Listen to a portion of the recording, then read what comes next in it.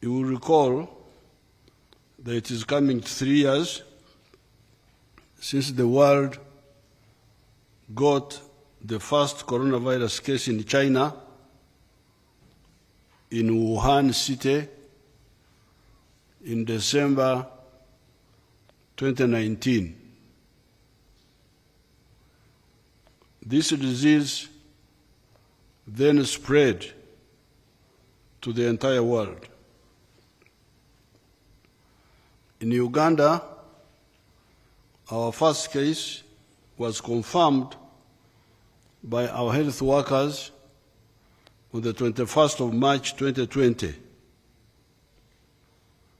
This was a traveler who had visited Dubai and was returning home. Since then, the outbreak spread, affecting the entire country, and we have had 3 waves. The first wave was caused by the Wuhan virus type, mainly spread by truck drivers from March 2020 to April 2021, where we had 41,907 cases, out of which 341 died. You can see how we really struggled and controlled that disease. 41,000, almost 42,000, but only losing 341. That was a big achievement. And I want to congratulate you, the people of Uganda, for listening to our advice. The second wave was caused by the Delta variant and lasted from 30th April 2021 to 7th December 2021. And in this time we had 65,000 cases, 519, and 2,920 deaths. You remember this was when some indisciplined people challenged our guidance to stop congregating. Now that was the result. We lost 2,920 people. While the third one was caused by the Omicron variant, which began on the 8th of December 2021 up to today, 2022, where we have had 63,000 cases and 371 deaths. However, the transmission of this Omicron variant is still ongoing. Despite the severe effects of the coronavirus, we averted the worst case scenario that had been predicted for Africa. This was because of our proactiveness and cooperation of the population. Prevention was our big weapon. I want to thank Ugandans, as I have already said, for adhering to my 36 directives that I instituted to save our lives. The directives and the restrictions were necessary to give us time to delay rapid spread of the disease as we prepared the health system and waited for vaccines. Today, we have got adequate vaccine stocks, we have got oxygen plants, we have got intensive care units, we have got CT scans in all the national and regional referral hospitals, plus a robust laboratory network covering the entire country, and more knowledgeable health workers and scientists. We are in control of the outbreak. We have the capacity to control it. To date, there are a total of 170,694 confirmed cases from the beginning of COVID-19 and 3,632 deaths. Since September 2022, we have been recording an average of 50 cases per week. The low numbers have been sustained for the past 3 months with no hospitalization and minimum death. This is because some of you have been following the standard operating procedures that we put in place and getting vaccinated against the COVID-19.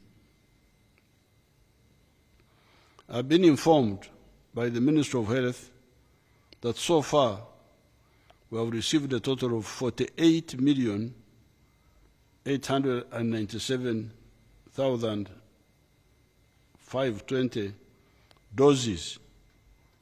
That is almost 49 million, to summarize it, to round it off. About 49 million doses of COVID-19 vaccines in the country through donations and through the purchase by the government. Of these, 26,281,000 doses have been given to the population. I'm reading the document of Ministry of Health. They use their language. Has been administered, but you, the wananchi, we take it has been given.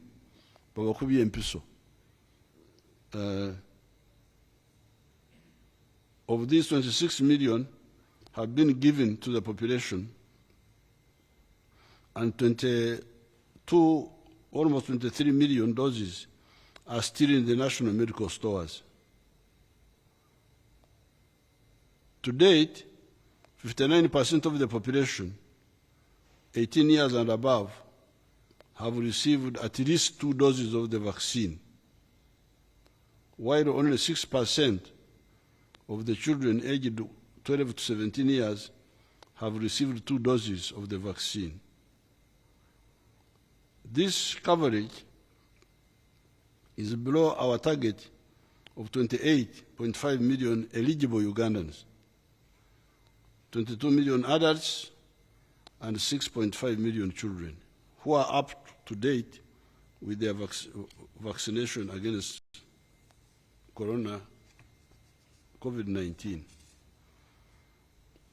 Below is the breakdown of the original priority groups and their vaccination status. The health workers, you remember during the time of the corona, we told you that certain categories of people must be vaccinated. so that we are able to be sure that we can control the virus.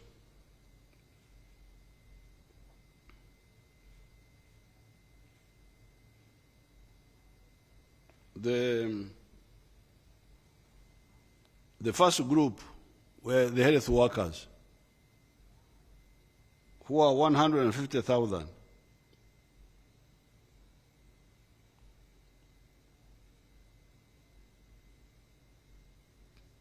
These ones have received 277,000 doses, which means they have been vaccinated more than once, some of them. Not all of them, but some of them. Because if you vaccinate fully both of them, then they should have used 300,000 doses. But here we are talking of 277,000. That means that some have not got among these health workers.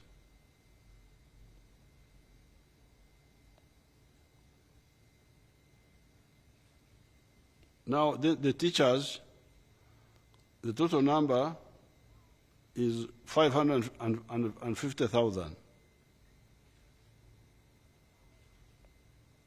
So, but 577 doses have been given to them. 577,000 doses.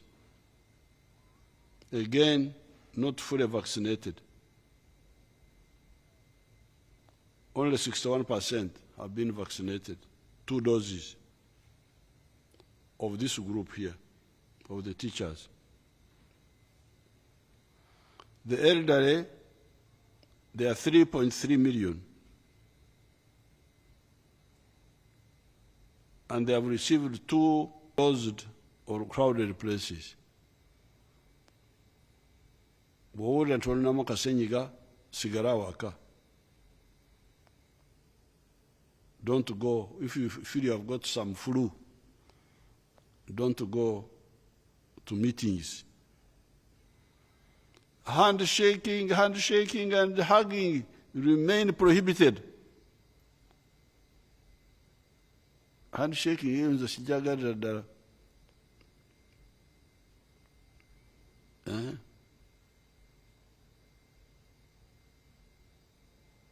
Handshaking. When this corona was starting, the Archbishop of Canterbury came here. And at that time, people were not clear. And they were saying I should shake the hands of His Grace so I get a blessing. And I said, no, He can bless me from a distance. And He blessed me from a distance. It was good for Him and for me also. Shaking of hands is totally prohibited because of corona, because of Ebola, because of all those things.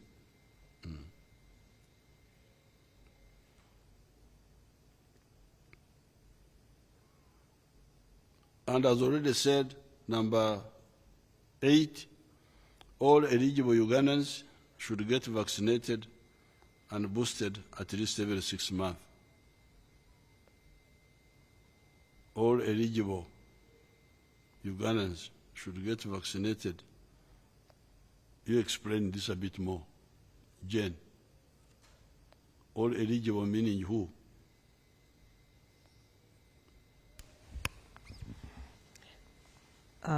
Your Excellency, from our regional population, 18 years and above are the eligible Ugandans who should get vaccinated and boosted every 6 months.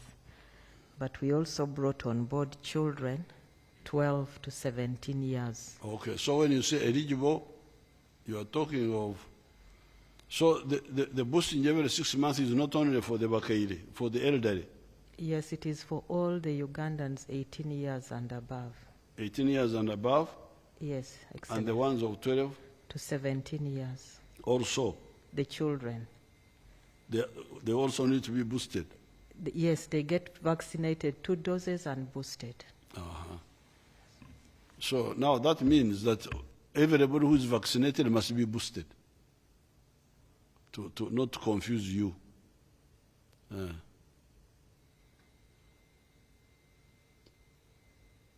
I direct the Minister of Health to relaunch the vaccination exercise and ensure more people are vaccinated, especially the elderly, those with comorbidities, and children aged 12 to 17 years. Let us work together to ensure that coronavirus does not flare up again. But maybe Dr. Jen could brief us about Ebola. What is happening to Ebola?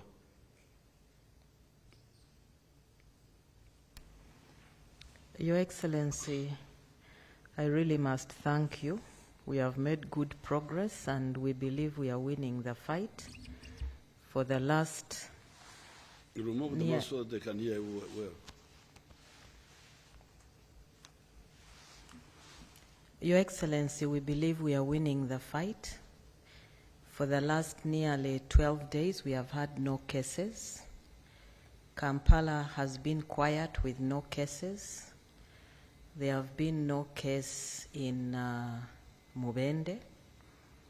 And in Kasanda, we only got one case of a pregnant woman who had previously improved. But the baby died inside her womb, and when she was delivered of the baby tested positive. So that is the case that we are closely monitoring, but the woman remains negative. We have... The woman was negative? Yes, she had improved and we had discharged her. Mm-hmm. But the baby died in her womb. And when we delivered the baby and tested the baby was positive. And the mother? Negative. Okay. And the breast milk is still positive. Mm-hmm. So we are monitoring her. We don't have any cases in Jinja, nor do we have any case in Masaka. Very good. So when we reach 17th of December, without any case, we will have made 21 days with no cases. Very good. So you can see really, especially for Ebola, Ebola was a very simple disease. It was just bad behavior that was causing it. It's not like this. This corona is more troublesome because it is going through breathing, through the air. The other one was contact, and not only just contact, but intimate contact. So it was easier to stop. Now, I want also to mention a bit about some attacks on police personnel, which some people, I think some people are getting worried about those. But I can assure you that these are empty-headed plans which involve criminals. Some of them may be linked to ADF. Some of them may be linked to ADF, trying to steal money and some guns to rob money for ADF, and some of them for crime. But they are easy to deal with because when you attack armed people, you may succeed once or twice. But once the armed people are, they know that there is a group attacking them, then they are alert. So next time you come, you will not survive. And that is exactly what is happening. Like, for instance, first of all, the other groups who started in the area of Mitiana, Chibogabit, many of those were arrested, including their leader, who is called Ndugwa Semogerere, and 22 others. All those were arrested. The ones who were involved in attacks in the Bukomero area, this was last year, some time ago? I think it was last year and a bit of this year. So all those have been arrested. You will see their case in court, including their leader, who had escaped and gone to South Africa when they were arresting the other 22, but he's now arrested.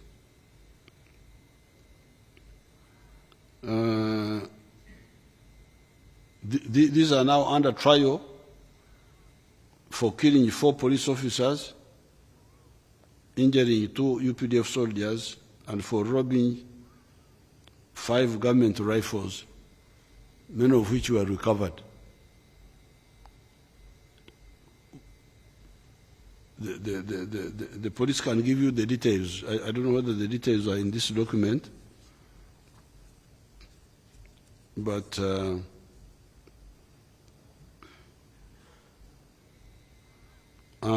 they had attacked UPDF and police patrols and police posts, respectively, in Wakiso, Busunju, and Kiboga between November and December last year, 2021.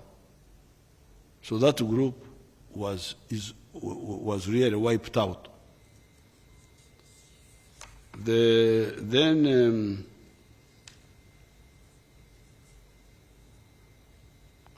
Now recently, on Saturday 26th, there was a music concert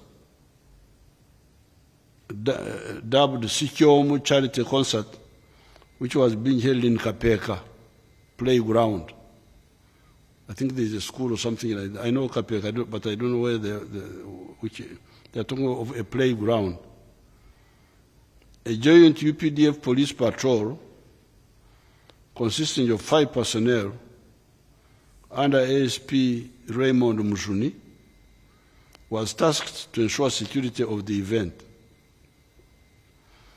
As the patrol went about its work, it was attacked by criminals, during which Private Tufeyo Obed was shot dead.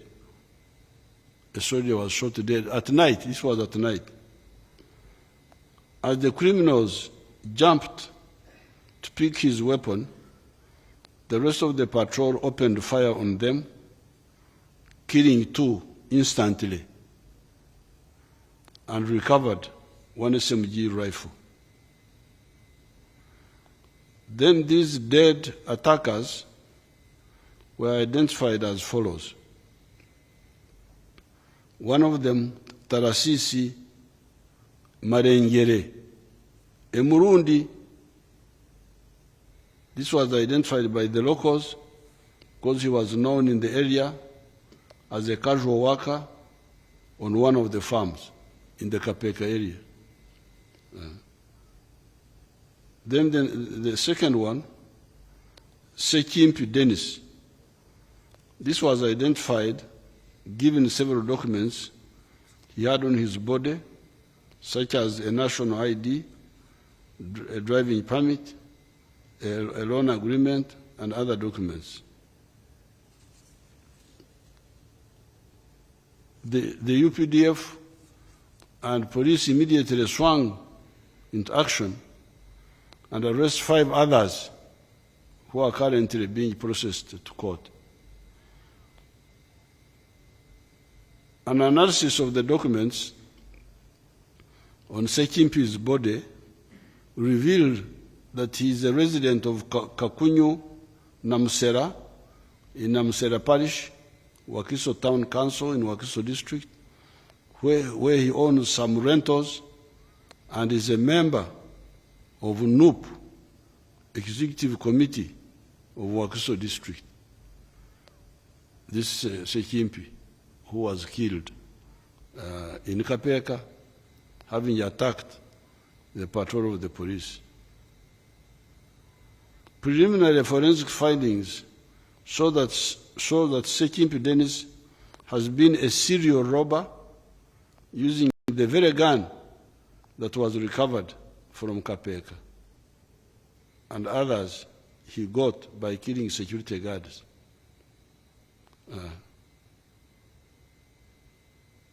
He carried out, this same Sekimpi had carried out the following robberies and murders.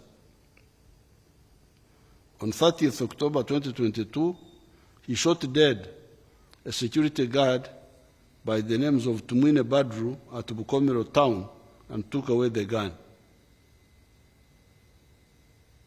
On 11th November 2022, he used the very rifle he took from Bukomero to carry out a robbery on a fuel tanker loaded with fuel at Nakaloke, Mbare. The victims were tied and robbed of $1,200 and phones. On 6 February 2021, Sekimpi and others robbed cash of 2 million shillings from one Tendo Michael in Ruunga village in Mtiana district. On 6 March 2021, Sekimpi and others murdered one Cherane Junior Stanley at his home in Kibubura, Busunju Town Council in Mtiana district.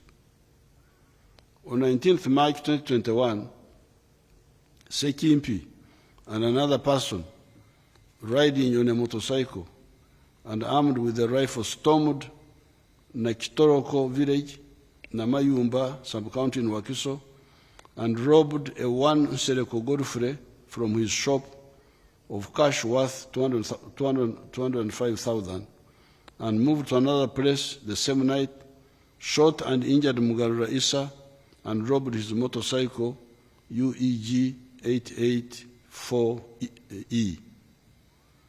On 15th March 2021, Sekimpi and others robbed an SAR rifle from a private security guard of Security Plus in Namayumba.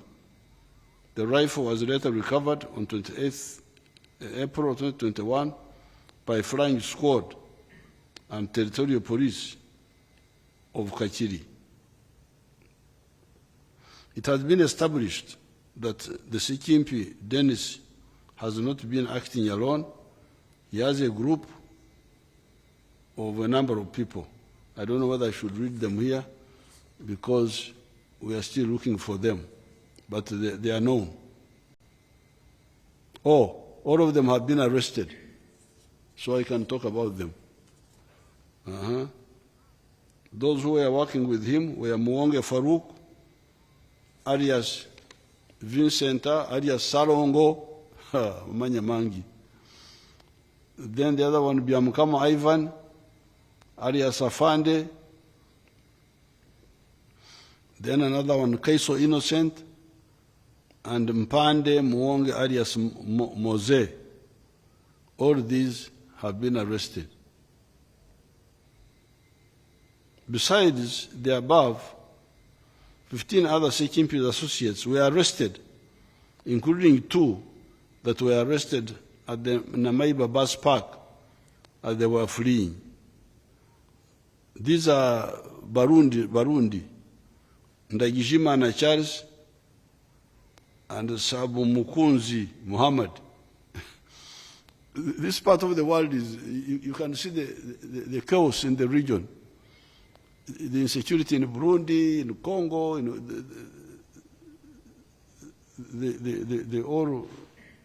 they think it's a joke. They think it's a joke. But, so in summary of the Kapeka attack is as follows. 24 suspects arrested, 1 gun recovered, 2 criminals killed.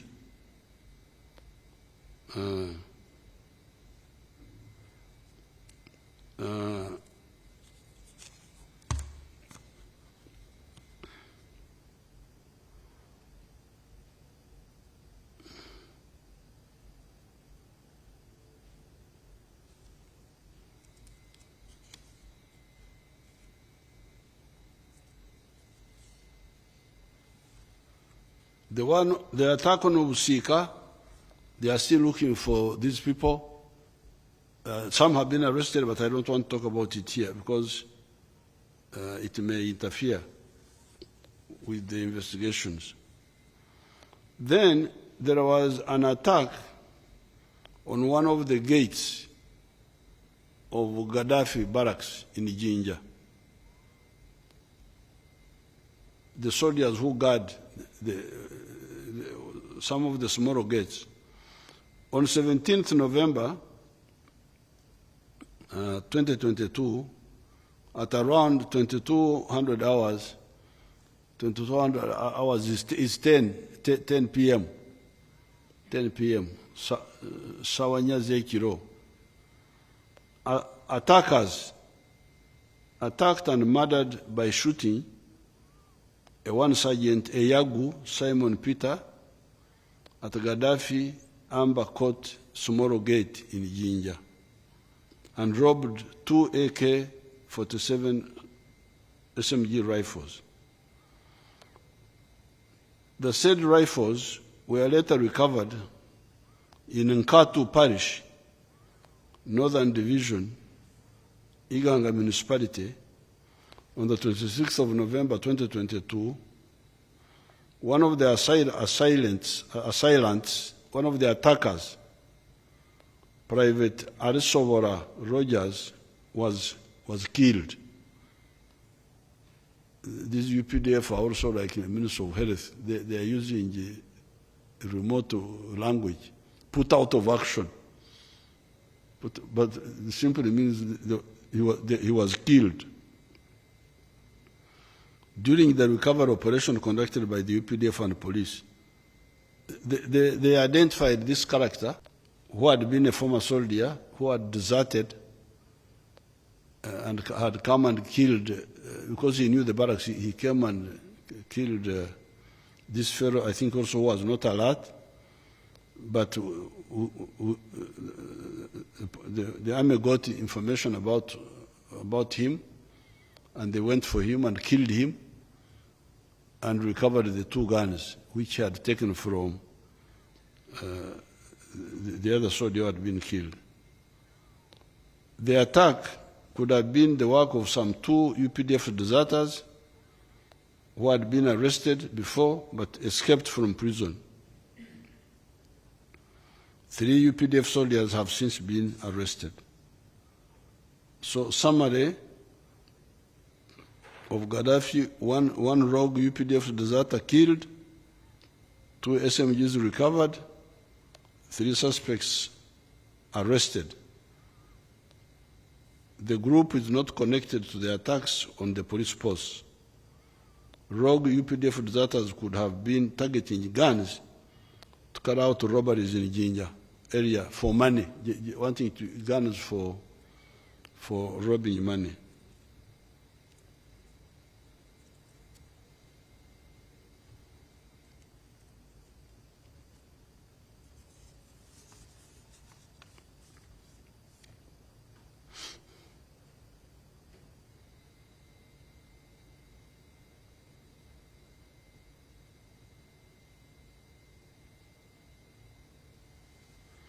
Then in the area of Chikube must be in Hoima, on 23rd November 2022, unknown attackers attacked Private Wycliffe Museveni, a UPDF soldier, attacked 13 Battalion in Chikube district, and robbed an AK-47 SMG rifle.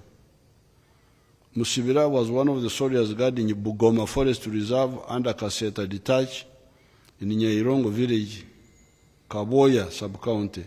This is in Hoima. The weapon was later recovered on 25th November 2022, and the prime suspect, a one Hafasha Teojan, was arrested.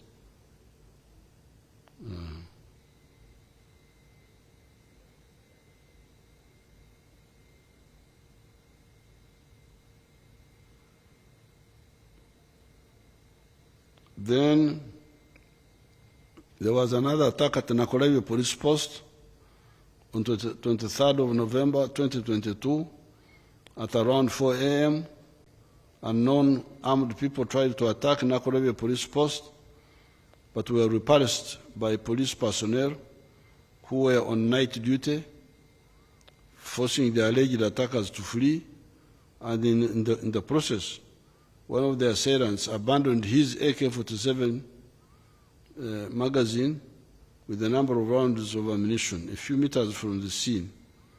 No injuries were sustained.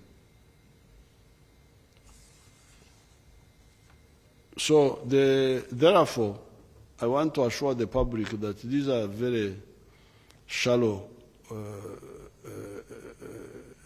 type of actions which should not worry you, because those which are linked with ADF, ADF is being destroyed in Congo by very powerful actions there.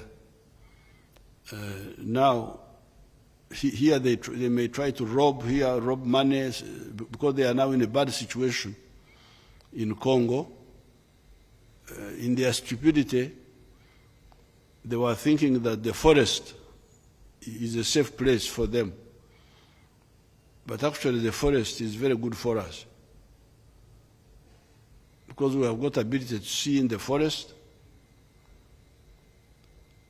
and because we have got a lot of capacity, we can destroy these people from a long distance, even without reaching where they are.